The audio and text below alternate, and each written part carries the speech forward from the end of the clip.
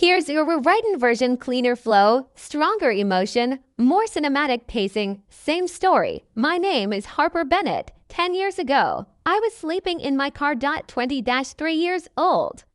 No job, no home, no safety net, just a steering wheel, a duffel bag, and the sinking realization that I had nowhere left to go. When I asked my parents for help, they didn't argue.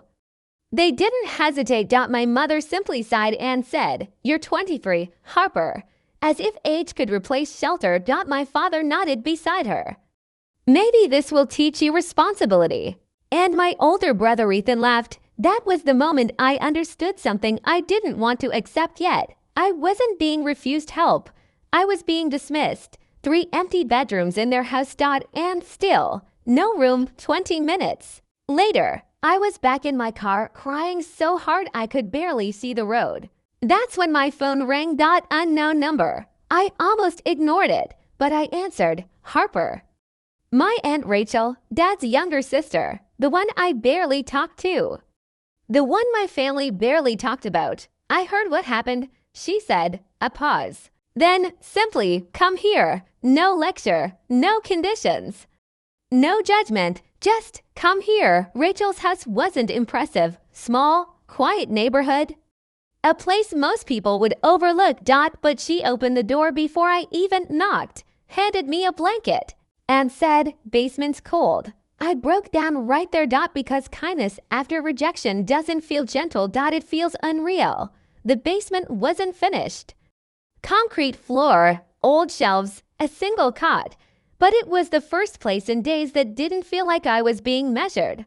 It felt like I was being allowed to exist. The next morning, Rachel didn't ask what happened again. She just said, "You're staying here until you're stable." Like it was already decided. Then she placed a legal pad on the table, along with coffee and toast, and started writing down job listings, phone numbers, contacts, steps, not sympathy, structure.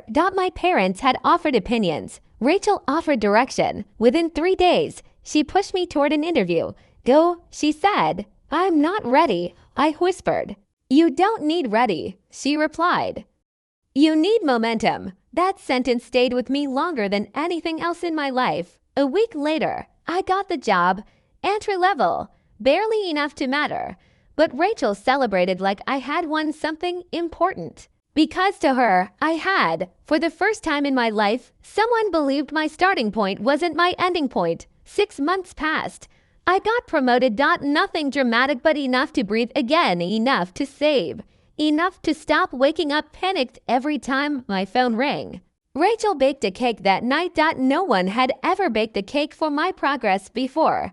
That alone almost broke me. Then my parents showed up. Uninvited. Smiling like nothing had ever happened.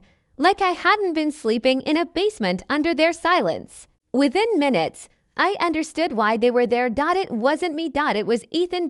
Always Ethan. "Your brother is starting a business," my father said. Then came the pause. The shift. "We thought maybe you could contribute." I actually laughed. Because months earlier, I had been a lesson. Now I was an investor. Rachel walked in mid-conversation. She took one look at the room and asked calmly, "How much?" Silence. Then Ethan spoke. 25,000. That was the moment something inside me clicked into place. Not anger. Clarity. "I'm not doing that," I said. Just like that. No shaking.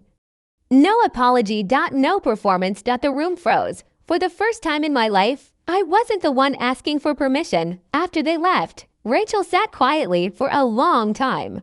Then she said, "There's something you don't know," and everything changed. "Your father came here after you moved in," she said. My stomach dropped. "He asked me to kick you out." I blinked. "What?" Rachel nodded. "He said you'd never learn responsibility if someone kept rescuing you." A bitter laugh escaped her. "Funny thing is, that rule only applied to you." Then she opened a drawer and pulled out a folder. Inside it, bank records, a $40,000 check signed by my father. Same year I was told there was no help available. Same month I became homeless. I stared at the date until it stopped feeling real. Because suddenly, the story I grew up believing collapsed in my hands. They hadn't been unable to help me. They had chosen not to. There were more records. Payments to Ethan.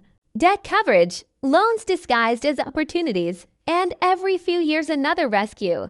Just not for me. Then Rachel handed me an envelope. My grandmother's handwriting. I opened it slowly. One line inside, Rachel always takes care of the people we overlook. And I understood. She had seen it all along. 10 years passed. My life changed completely. New career, stability, ownership, freedom I had once thought belonged to other people. And then I planned a dinner, a family dinner. Everyone came, all of them believing it was a celebration. They had no idea it was and single quotes T. Ethan stood first, raising his glass to Harper, finally making something of herself. Laughter followed. My mother smiled. My father nodded. Same pattern. Different room. Then I stood up, walked to the corner, picked up a small wooden box, and brought it back to the table. Inside was a key. Simple, silver, and remarkable. Rachel frowned when she saw it. That was my only warning. I handed her the box. "What is this?" she asked. I didn't answer at first. I just let the silence settle. Then I said it. "The house is yours." The room stopped breathing. Rachel shook her head. "No." I nodded once. "Yes." Her eyes filled instantly. I continued. "You gave me a place when no one else would." Pause. "You gave me a future." My mother whispered my name. My father said nothing. Ethan looked confused for the first time in his life.